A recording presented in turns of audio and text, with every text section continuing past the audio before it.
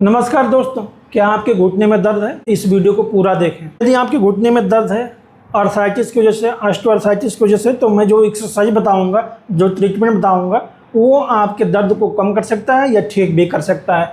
कुछ केस ऐसे होते हैं उनको सर्जरी की ज़रूरत भी पड़ सकती है, जिनमें ऑस्टियोआर्थराइटिस सीवियर कंडीशन होती है, स्पेस एकदम कम हो गया हो, पैर टेढ़े हो गए हों, जॉइंट आपस में रगड़ रहे हों, उनकी कार्टिलेज एकदम ख़त्म हो गई हो, तो उन केसों में आपको ऑर्थोपेडिक सर्जन के पास जाना चाहिए।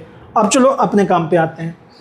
आपको कुछ एक्सरसाइज बताऊंगा जो कि आपके घुटने के दर्द को कम करेंगे।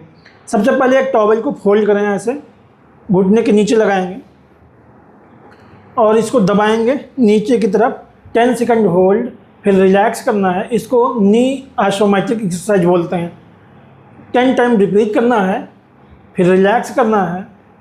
दोस्तों, यदि आपके घुटने में दर्द है तो आप एक बार रोमेटोलॉजिस्ट डॉक्टर को भी दिखाएं। वहाँ से कुछ सप्लीमेंट या मेडिकेशन वगैरह प्रिस्क्राइब कर देते हैं, जिसकी वजह से आपके घुटने का दर्द जल्दी ठीक हो सकता है। और साथ में एक्सरसाइज करेंगे तो कंडीशन बहुत जल्दी इम्प्रूव होगी। जो लोग मेडिसिन खा के परेशान हो गए हैं, जिनका नहीं ठीक हो रहा, वो सिर्फ मेरी वीडियो को देखें। 10 टाइम इसको करेंगे, फिर इसको यहाँ से हटा के एंकल के नीचे, यहाँ या तो ये बेड का बांध रखा है, इसके बारे में भी बताऊंगा, नीचे दबाइए। 10 सेकंड यहाँ होल्ड करेंगे, फिर रिलैक्स करेंगे।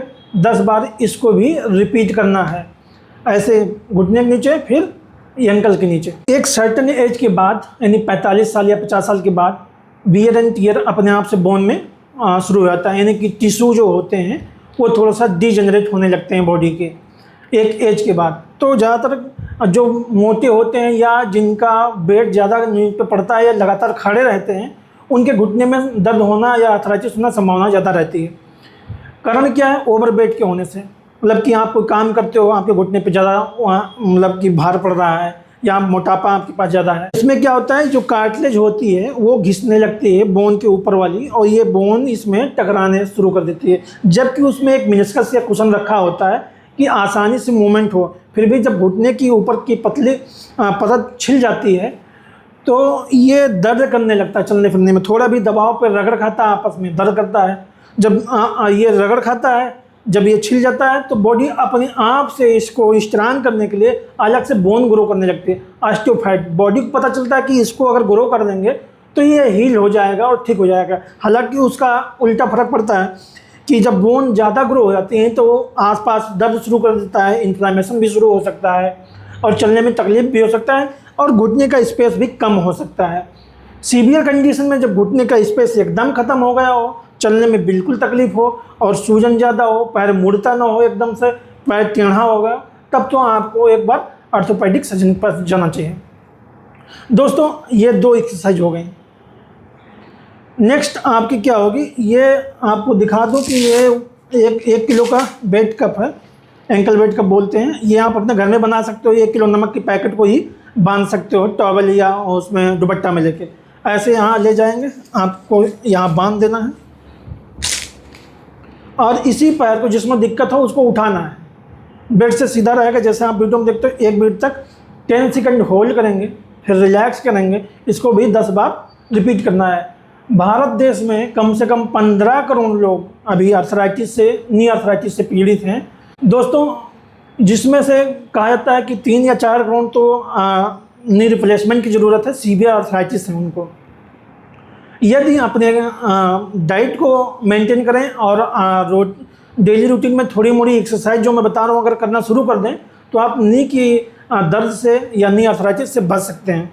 ये 3 एक्सरसाइज हो गए जो मैं अभी बता रहा था। अब आपको साइड में लेटना है, कर्मठ। जो मैं बता रहा हूँ ध्यान से सुनेंगे, आपको बहुत ज़्यादा बेनिफिट होगा।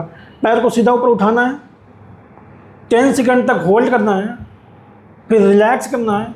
इसको भी 10 बार रिपीट करना है।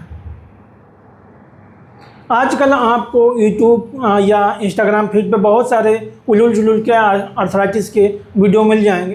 क्वालिफाइड फिजियोथेरेपिस्ट डॉक्टर से ही सलाह लें। यदि आपको लगातार काफ़ी दिन से परेशानी है तो एक बार अपने नज़दीकी फिजियोथेरेपी क्लिनिक पे जाएं, डॉक्टर से मिलें, अपना प्रिस्क्रिप्शन तैयार करें, अपना वहाँ ट्रीटमेंट ले सकते हैं, और कस्टमाइज एक्सरसाइज आपके अकॉर्डिंग वो बता सकता है। यदि आपको ऑनलाइन कंसल्टेशन चाहिए तो आप व्हाट्सएप पे मैसेज कर सकते हैं, आपको डिस्क्रिप्शन या कमेंट में नंबर मिल जाएगा और आप मेरे क्लिनिक पे भी आ सकते हैं। मेरी क्लिनिक दिल्ली में है, Tilak Nagar, metro pillar number 495 के पास। नेक्स्ट, 9 अब सीधे लेटना है। इसको भी 10 बार रिपीट करना जो मैं अभी बताया हूँ। दोनों पैर मोड़ना,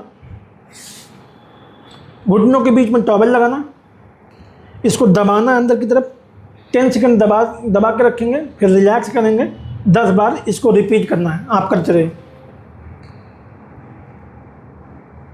दोस्तों, यदि 15 से 20 मिनट तक लगातार आप घर में एक्सरसाइज करते हो, जैसे कि मैं बता रहा हूँ, या आप साइकिलिंग भी करते हो, वो भी बेनिफिट होगा आपके घुटने के लिए। तो आप ज़रूर थोड़ी मोड़ी साइकिल भी चलाएं 15 से 20 मिनट। बहुत ज़्यादा तेज़ नहीं चलाना है, कोई इंजरी नहीं लेना है, लेकिन एक्सरसाइज करना ज़रूरी है। लाइफ स्टाइल चेंज होने की वजह से, काम कम करने की वजह से भी नी में पेन शुरू हो जाता है। अब आपको बताता हूँ थोड़ी सी स्ट्रेचिंग। ये हो गई जेंटल एक्सरसाइज, जो कि सभी लोग कर सकते हैं जिनको कोई सीवियर पेन वगैरह नहीं है। जिनको पेन वगैरह ज़्यादा है वो आप एक बार कंसल्ट जरूर करें। नौ, एक एक्सरसाइज और करना है। यहाँ बेड बंधा हुआ है, आपको पैर को धीरे धीरे मोड़ना है, फिर वापस ले जाना है। इसको भी 15 से 20 बार रिपीट करें। दिन में यदि 2 बार करते हैं ज़्यादा बेहतर है। अगर दिन में 2 बार नहीं कर पाते हैं तो 1 बार अवश्य करें। ये तो हो गई एक्सरसाइज जो आपकी मांसपेशियों को मजबूत करेंगे। अब थोड़ा सा मांसपेशियों को ढीला करने के लिए एक्सरसाइज, यानी थोड़ी सी लूज करें जो टाइट मांसपेशियाँ होती हैं। काफ की स्ट्रेचिंग करना है। आप लेट के भी पंजे को ऐसे खींचेंगे अपनी तरफ, ऐसे अंदर की तरफ खींचें, फील हो रहा खींचो। आप पंजे को अपने आप के ऐसे खींच सकते हैं, यहाँ से कोई दुपट्टा फंसा के वहाँ से खींच सकते हैं ऐसे। तो ये 30 सेकंड तक खींच के रखना होता है ऐसे, या किसी से बोलेंगे तो थोड़ा सा हेल्प कर देगा ऐसे। 30 सेकंड होल्ड, फिर रिलैक्स करेंगे। ये काफ की स्ट्रेचिंग हो जाएगी। 3 बार रिपीट करना है। देन आपको हैमस्ट्रिंग के लिए करना है।